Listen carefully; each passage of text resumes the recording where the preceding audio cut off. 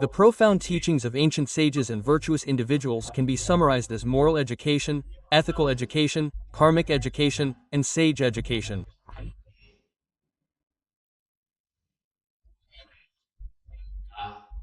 Among these, karmic education, in particular, has immense efficacy in rectifying societal morality and human hearts, which is extremely urgent in today's society.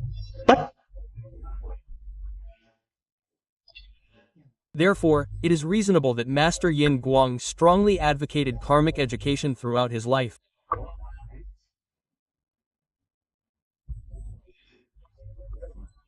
As Mr. Zhou Anshi, a scholar of the Qing dynasty, said, "If everyone believes in karma, that is the path to great peace in the world. If everyone does not believe in karma, that is the path to great chaos in the world." Quote. This statement clearly reveals the root cause of peace and chaos in the world, and is especially worthy of vigilance. Disbelief in karma is the root cause of social unrest. Why is today's society so turbulent? The main reason is that people do not believe in karmic retribution, considering it feudal superstition. Therefore, they dare to commit all kinds of evil deeds without restraint. To satisfy their selfish desires, they are not afraid to act against their conscience, harming others for their own benefit, and committing all kinds of unrighteous acts. It is precisely because people's hearts have become corrupted that society is in turmoil. The scriptures say that doing good brings 100 blessings, and doing evil brings 100 calamities. Those who constantly do good will be blessed by heaven with all kinds of blessings. Those who constantly commit evil will be afflicted by heaven with all kinds of calamities. It also says that following the righteous path brings auspiciousness, and going against the righteous path brings disaster. Like a shadow following a form, or an echo following a sound, there is no slightest deviation. The Taixing Ganyang Pian treatise on the response of the Supreme Being also says, misfortune and blessings have no fixed entrance. They are brought about by oneself. The retribution of good and evil is like a shadow following a form. The misfortune and blessings of people do not have a fixed entrance. Everything is brought about by oneself. If you have a good thought, say good words, and perform good deeds, you will attract blessings. If you harbor evil thoughts, speak evil words, and commit evil deeds, you will inevitably attract negative consequences. The retribution for good and evil is like a shadow following the body. Wherever a person goes, the shadow follows, never separating.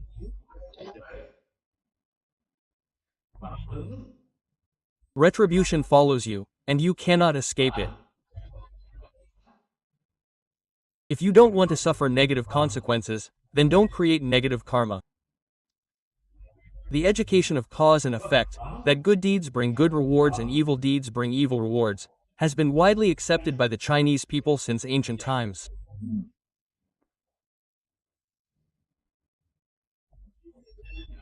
Ancient people believed in karmic retribution, knowing that evil deeds bring evil consequences, so most people dared not act against their conscience and create evil.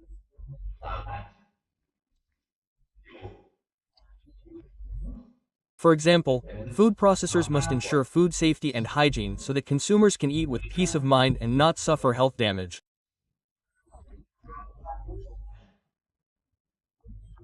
For food consumed by their own family, slightly lower quality might be acceptable. But for food sold to customers, the quality must be absolutely guaranteed. This is not only about business reputation, but also about having a clear conscience and not daring to violate the law of cause and effect.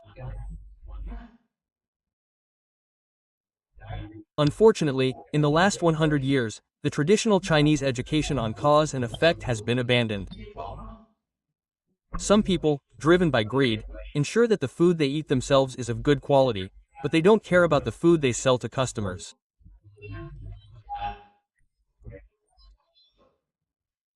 As long as they can make money, they dare to sell even spoiled goods. They completely disregard the health and lives of others. This is truly seeking wealth by harming others' lives.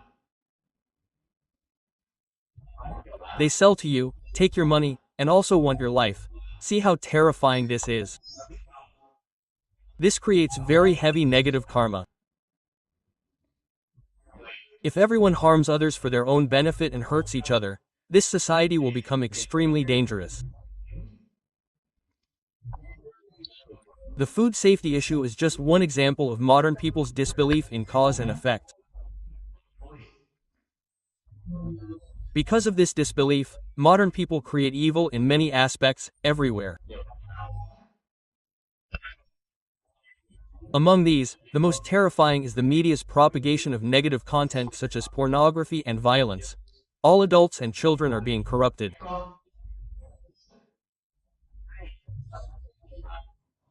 People today are obsessed with the internet, video games, and mobile phones, which not only causes immense harm to their physical and mental health, but also severely damages their families and careers. Some foolish individuals even go so far as to commit murder with knives and guns. The culprits behind these problems are those who create malicious content on phones, video games, and websites.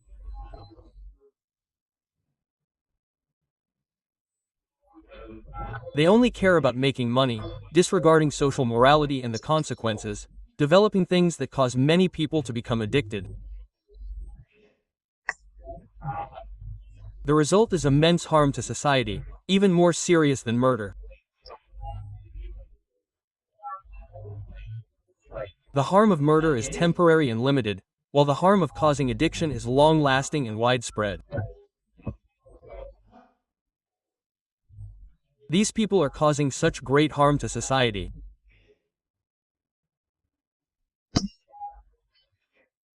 All this suffering will eventually befall them and affect their families, careers, and so on.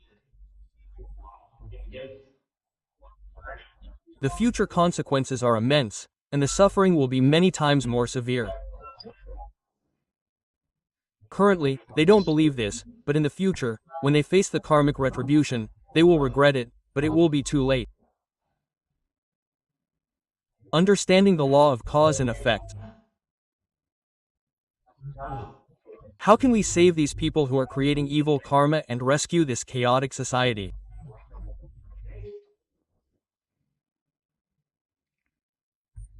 The most effective method is to promote education on cause and effect.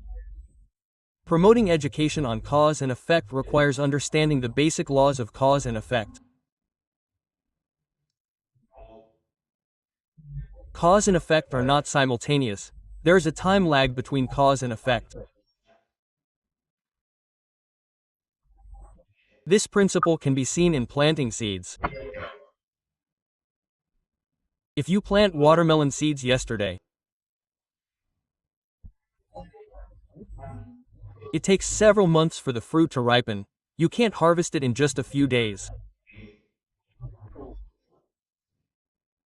The same principle applies.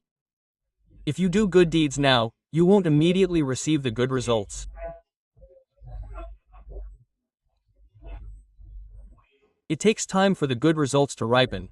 If you perform good deeds now and immediately receive good results, that is not the karmic retribution for the good deeds you are currently doing, but rather the good karma you accumulated in the past, which is being aided by your current good deeds to produce the results.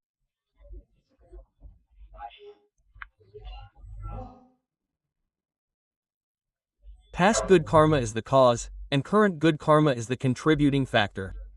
The current good results are the fruit of the good karma from the past. Conversely, if you perform good deeds now but do not receive good results, and instead suffer negative consequences, that does not reflect that your good deeds have no positive results.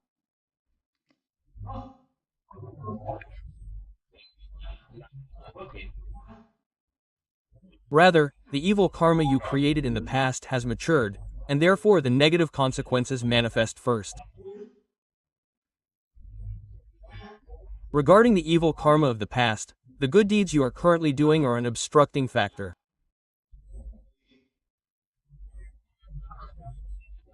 Although the power is not enough to prevent the evil cause from producing evil results, it will certainly weaken the power of the evil karma, so your negative consequences are mitigated.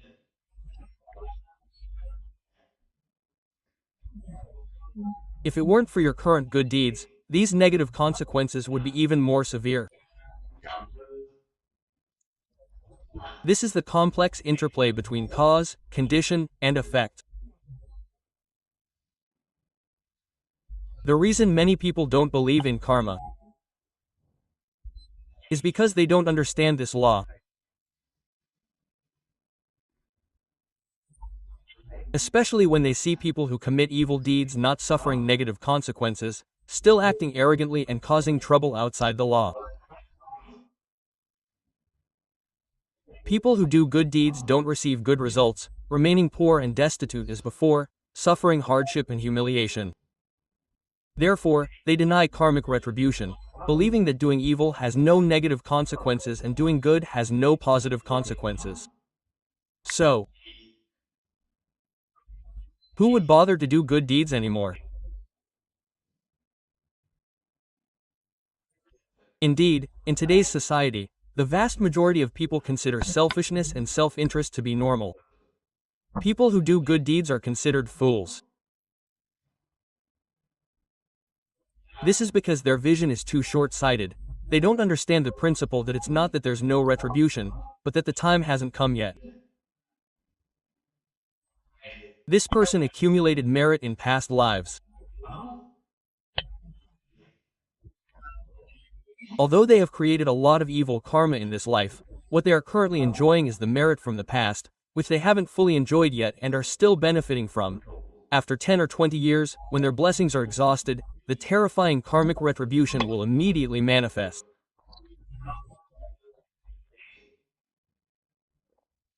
Therefore, cause and effect are infallible. Cause and effect span 3 lifetimes. The 3 lifetimes are the past life, the present life, and the future life. Currently, science is gradually proving the existence of reincarnation. Humans have a past life, a present life, and these lives are interconnected through cause and effect. This is called, to know the cause of the past life, observe the effect received in this life. If you want to know what kind of karma you created in your past life, just look at the karmic retribution you receive in this life, and you will know immediately. Cause and effect are interconnected in this life. If what you receive is poverty and many illnesses, then in your past life you must have created evil karma of stinginess, greed, and killing.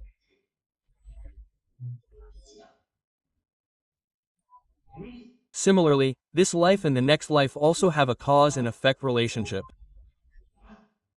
This is called, to know the effect of the next life, observe the cause created in this life. If you want to know what kind of karmic retribution you will receive in the next life, just look at what kind of karma you create in this life, and you will know immediately.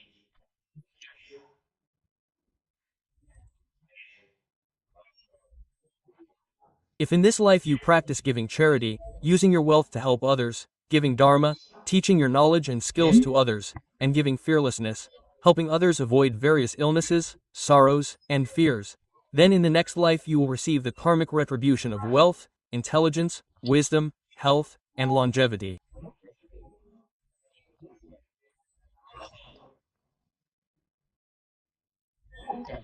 Based on the time of karmic retribution can be divided into 4 types.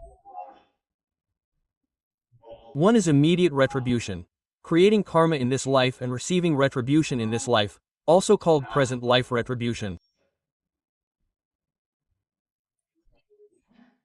If the good or evil karma created is heavy or abundant, then the karmic retribution can occur in this life.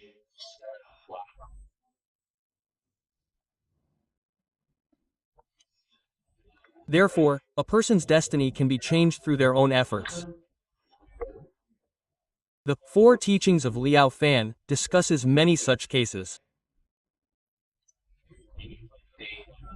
People who were originally poor and short-lived became wealthy and long-lived after creating great good karma.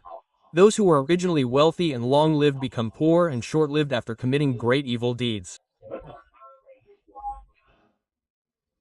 We must understand that karmic retribution in this life is only a kind of preliminary consequence. Just like before bearing fruit, a flower will bloom first. The true karmic retribution is still in the next life. The severity of the retribution is even greater than the preliminary consequence. Secondly, there is retribution in the next life, creating karma in this life, receiving retribution in the next life. This is the most common phenomenon. Thirdly, there is delayed retribution, creating karma in this life, but only receiving retribution many lives later. In this life, after creating karma, there is no immediate retribution. In the second life, there is also no retribution. One must wait until the third, fourth, or even much later lives to receive retribution. Fourthly, there is uncertain retribution. Creating karma in this life does not necessarily mean receiving retribution in any particular life. It depends on what conditions are met. If the conditions are sufficient in this life, then retribution is received in this life. If the conditions are only sufficient in the next life, then retribution is received in the next life. Thirdly, small cause, great effect. A small cause can produce a very large effect.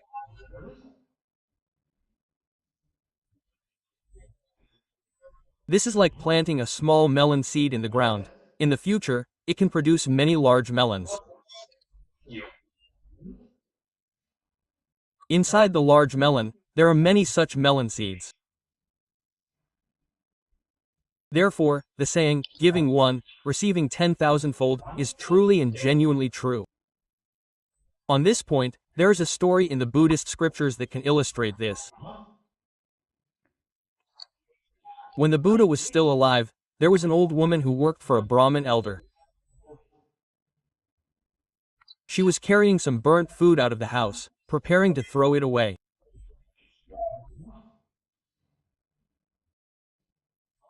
As she stepped out the door, she suddenly saw the majestic and dignified appearance of the Buddha. Suddenly, a feeling of reverence arose in her heart.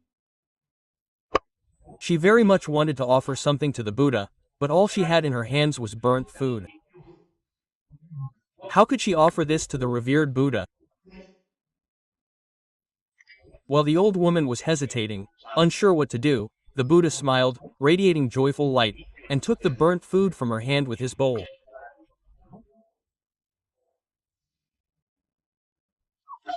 Then, turning to Ananda, he said, "This old woman is wholeheartedly devout. Because of her sincere merit in offering food to the Buddha, she will enjoy happiness in heaven for 15 lifetimes. After such a long time, she will be reborn in the human world, with sufficient conditions to become a monk and practice cultivation." Quote. At that moment, the old woman's master, a Brahmin elder, happened to come out of the house and heard the Buddha's words, feeling it was truly unbelievable. The Buddha then asked the Brahmin elder, "Have you ever seen anything else unbelievable?"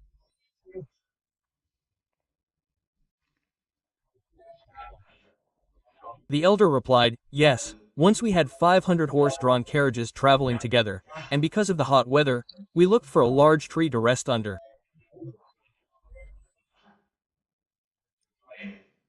This large tree could shade all 500 carriages, with plenty of shade left over.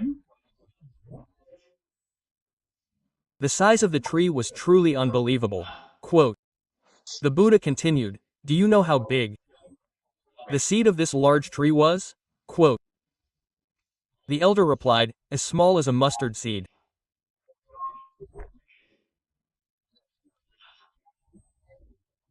The Buddha said, "That's right, this is the principle of small cause, great effect." Although the old woman's offering to the Buddha was very small, she received such a great reward.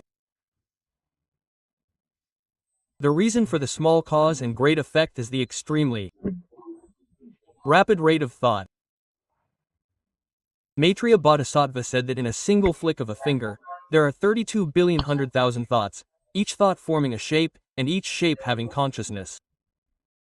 One flick of a finger has 32 billion 100,000 thoughts. The unit is 100,000, which is 100,000. 32 billion multiplied by 100,000 is 320 million. In one flick of a finger, there are 320 million thoughts. 1 second can have 7 flicks. Quote, 320 million multiplied by 7 can be calculated as 2,240 million thoughts in 1 second. There are 2,240 million thoughts every second, each thought being independent and subtle. This frequency is very high. Therefore, Maitreya Bodhisattva said that these thoughts are extremely subtle and impossible to grasp. They are too fast. The speed of thought is so rapid. Therefore, in a short period of time, many seeds have been planted. In the future, the time it takes for these seeds to bear fruit is also very long. The sutras record the story of the karma of Venerable Maudgalyayana. In a past life, Venerable Maudgalyayana plotted to kill his parents. At that time, his parents were blind in both eyes. His wife did not want to support her blind in-laws, so she tried to make her husband resent his parents, saying many bad things to alienate their feelings, and finally instigated him to kill his parents.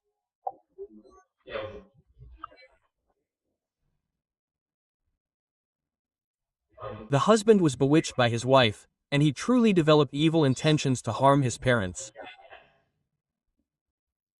According to the plan, one day he led his parents outside, having to pass through a forest.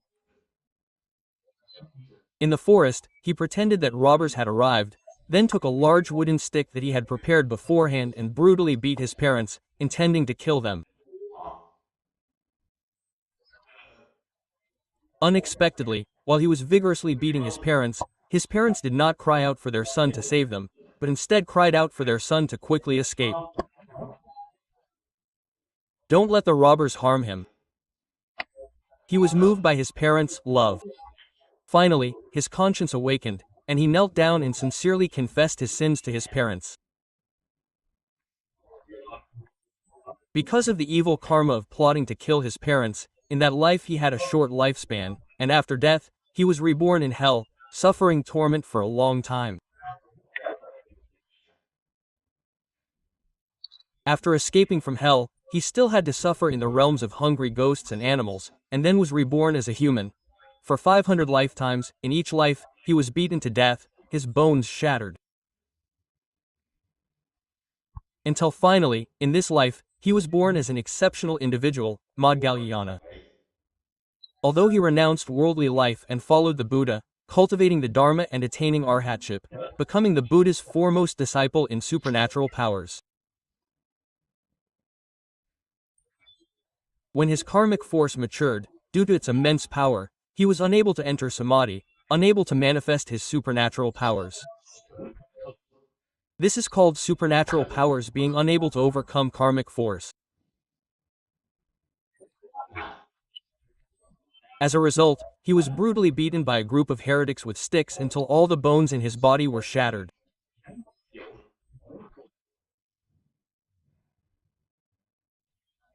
This led to his entering nirvana. This story fully illustrates the phenomenon of small cause, great effect. He only once plotted to kill his parents, so how could such immense suffering and karmic retribution arise over so many lifetimes? The main reason is that the speed of thought is extremely fast, so even though he only committed the act once, the karmic seeds he planted were countless. Suppose in a past life, the time he spent beating his parents was half an hour. According to Maitreya Bodhisattva, one can snap their fingers 7 times in a second. In 1 second, he planted 2.24 billion extremely heavy evil thoughts plotting to kill his parents, and in half an hour, this is multiplied by 1800 times. Therefore, the amount of extremely heavy evil karma he created is truly terrifying. These extremely heavy evil karmas not only resulted in immediate karmic retribution in that life, such as illness and a short lifespan, which is the immediate consequence, but also resulted in karmic retribution after death, causing him to fall into hell and suffer for a long time. After escaping from hell, there was still residual karma, causing him to be reborn in the hungry ghost realm and the animal realm. Then, for 500 lifetimes as a human, he was beaten to death, his bones shattered, which is also the residual karmic retribution from that single act of evil in his past life. From this, we can also see that extremely heavy karma can produce karmic retribution in the same lifetime. The karmic retribution extends from this life to the next, and even to subsequent generations. Truly, the waves of karma are relentless and unending. Seeing such tragic consequences of evil deeds, do you still dare to be disrespectful to your parents? Do you still dare to commit evil deeds? The commentary in the I Ching, Book of Changes, says that a family that accumulates good deeds will inherit joy, and a family that accumulates evil deeds will inherit misfortune. This means that a family that accumulates good deeds will have abundant blessings, allowing future generations to also enjoy the fruits of those blessings.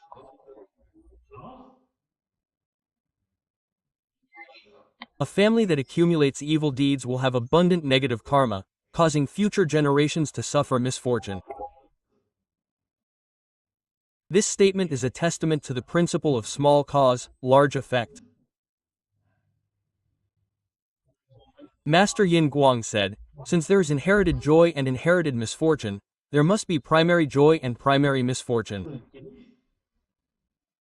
Primary joy means that the person who accumulates good deeds enjoys the karmic retribution of their good deeds. Inherited joy means that their good deeds protect their descendants and bring them blessings. This is the residual karmic reward of their good deeds. Primary misfortune means that the person who accumulates evil deeds must bear the karmic retribution of their evil deeds. Inherited misfortune means that their evil deeds implicate their descendants, causing them suffering. This is the residual karmic retribution of their evil deeds. Quote, "We must also know that not only is the cause small and the effect large, but the longer the time until the karmic retribution arrives, the more severe the consequences. This is like a debt. The longer it remains unpaid, the more interest accrues.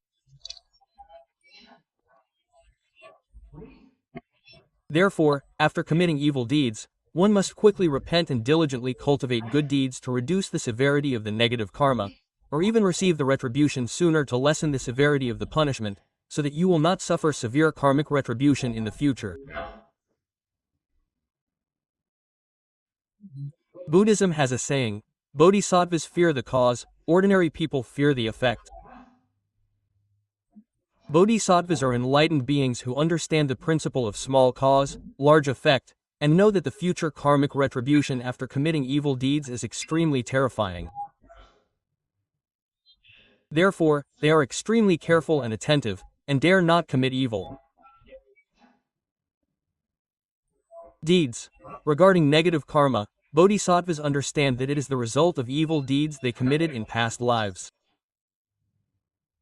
After enduring the consequences, the karma is exhausted, so there is nothing to fear. Therefore, Bodhisattvas can calmly accept the karmic retribution and will not generate afflictions because of it. This is about letting go of old karma according to circumstances and not creating new negative karma. By letting old negative karma be exhausted according to circumstances and not creating new negative karma, they will not have to suffer new negative karma in the future. Ordinary people, deluded and confused, only know that negative karma is very frightening and try to avoid it without realizing that only by ceasing to create evil can they truly avoid negative karma.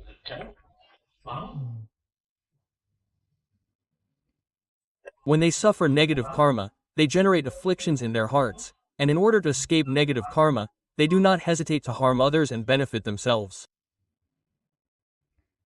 creating all kinds of evil karma. After they see that the evil karma they create now does not immediately result in any bad consequences, they are not afraid to create evil karma. They continue to create evil karma, and their future consequences will be extremely terrifying. This is what the Buddhas and Bodhisattvas often say are pitiable beings. Because they do not understand cause and effect, ordinary people constantly generate afflictions, create karma, and suffer. After suffering, they generate afflictions again, and then create karma and suffer again. Thus, they revolve in the sea of suffering of birth and death without end.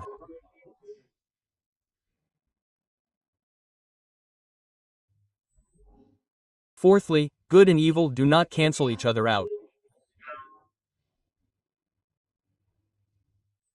What worldly people say about merits and demerits canceling each other out is not established in the law of cause and effect. Doing good deeds plants good seeds in one's mind field, which are good causes.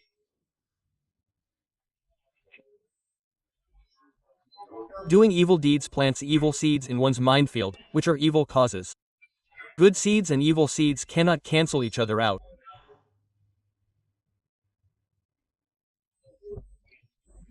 When the conditions ripen, each will bear different karmic results, which cannot be mixed together.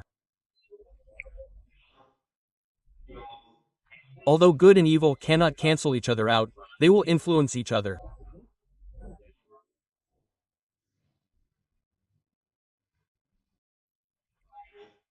Creating good karma now acts as a supporting condition for previous good seeds, strengthening their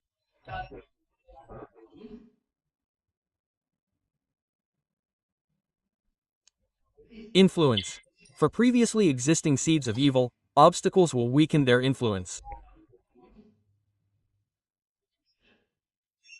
Therefore, after you have done good deeds, if you continue to do good, your previous seeds of good will receive more and more support. Their power will become stronger and stronger, and the future karmic retribution for good deeds will be stronger.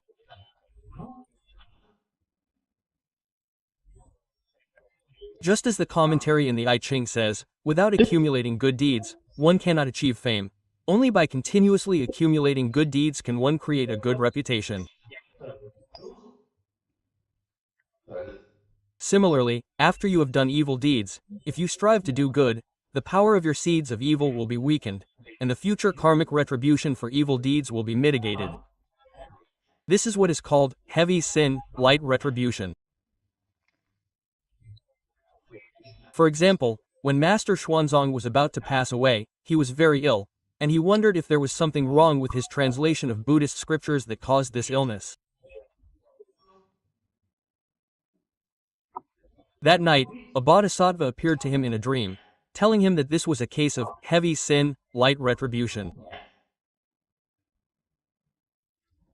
Because of his great merit in translating Buddhist scriptures, the extremely heavy evil karma from his past lives was exhausted through this illness.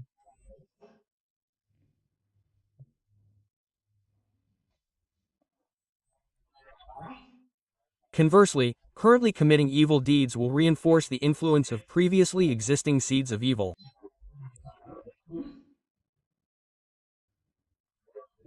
For previously existing seeds of good, it will be an obstacle, weakening their influence. Therefore, after you commit evil deeds, if you continue to do evil, your previous seeds of evil will receive more and more support. Their power will become stronger and stronger, which is called evil karma overflowing. The future karmic retribution for evil deeds will be stronger. Just as the commentary in the I Ching says, without accumulating evil deeds, one cannot destroy oneself. Only by continuously accumulating evil deeds can one lead to self-destruction. Similarly, after you have done good deeds, if you continue to commit many evil deeds, the power of your seeds of good will be weakened, and the future karmic retribution for good deeds will be weaker. If you read the records of karmic retribution, you will find that some people in previous lives were great practitioners, but after reincarnation, they were not as good as in their previous lives. Therefore, ascending to a higher level is very difficult, while falling to a lower level is very easy. From this, we can see the terrifying nature of the 6 realms of reincarnation. The above is just a simple explanation of the mutual influence of good and evil karma. In reality, the mutual influence between causes, conditions, and effects is extremely complex. It cannot be clearly explained in just a few words. Even bodhisattvas and arhats cannot fully understand it. Only the Buddha completely understands it. The law of cause and effect is infallible. Karmic retribution is inescapable. The sutras say that even after hundreds of thousands of eons, the karma created will not be lost. When the conditions are met, the karmic retribution will still be received. The seeds of good and evil karma that we have created are stored in the alaya consciousness. The alaya consciousness is like a large warehouse. The seeds of karma stored in it will never be lost and will never deteriorate. This is very troublesome. This is the cause of karma. Even after hundreds of thousands of eons, such a long period of time, once the appropriate supporting conditions are met, these karmic causes will still bear fruit. You will definitely have to bear this karmic retribution. Only after the karmic retribution has been completed will these karmic causes disappear. Therefore, as long as you are in the 6 realms of reincarnation, you cannot escape karmic retribution. Therefore, only deluded and ignorant people dare to create karma.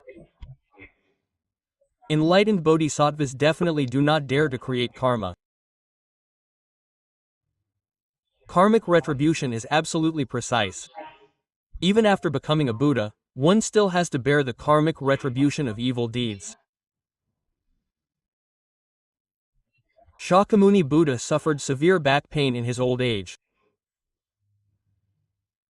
The reason was that in a distant past life, he was a wrestler.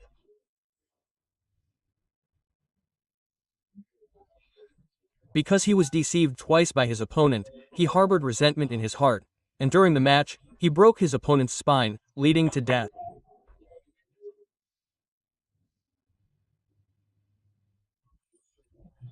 This intense evil karma caused him to die prematurely in that life, and after death, he fell into hell, suffering extreme karmic retribution.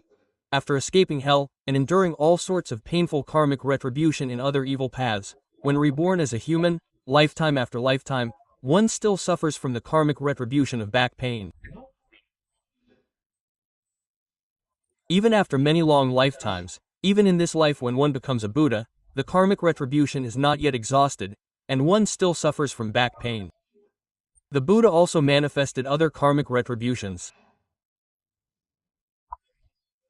Once, the Buddha's foot was injured by a sharp piece of wood. This was the karmic retribution for injuring someone else's foot with a spear in a past life. Once, during a 3-month retreat, the Buddha ran out of food and could only eat horse feed. This was because in a past life, during the time of Buddha Vipassi, he was the leader of an external religious sect. Because of jealousy that Buddha Vipassi received many offerings, he criticized the Buddha, saying that he only deserved to eat horse feed. The karmic retribution of that verbal karma caused Shakyamuni Buddha to eat horse feed for 3 months in this life.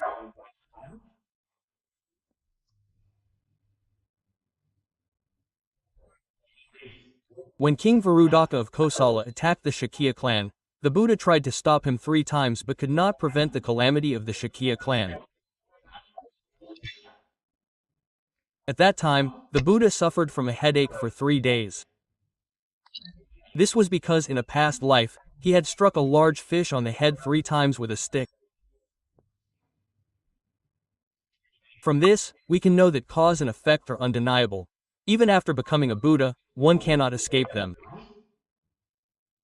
So what about those who practice the Pure Land Dharma and are reborn in the Pure Land?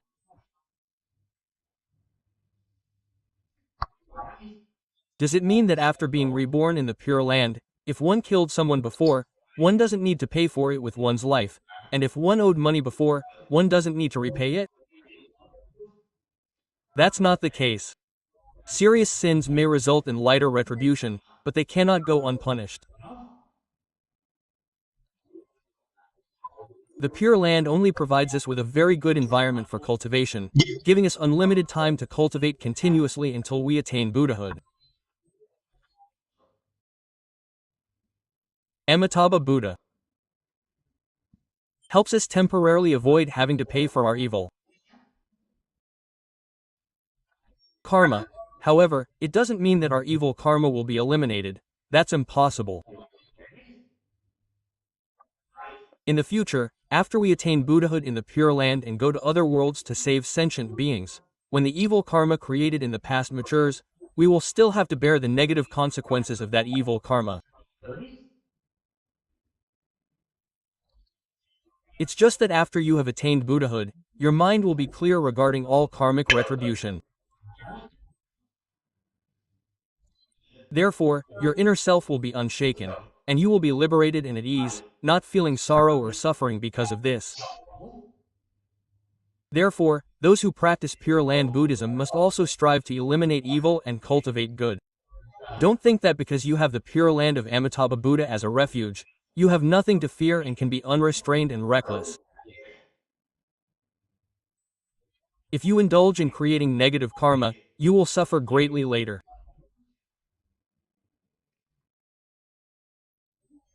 The law of cause and effect is a truth, the true nature of how the world operates. These truths are not far away, they occur right around us. People who don't believe in cause and effect don't see the phenomena of cause and effect happening around them. Once they understand the law of cause and effect, they will discover that karmic retribution occurs in all people, things, and objects around them.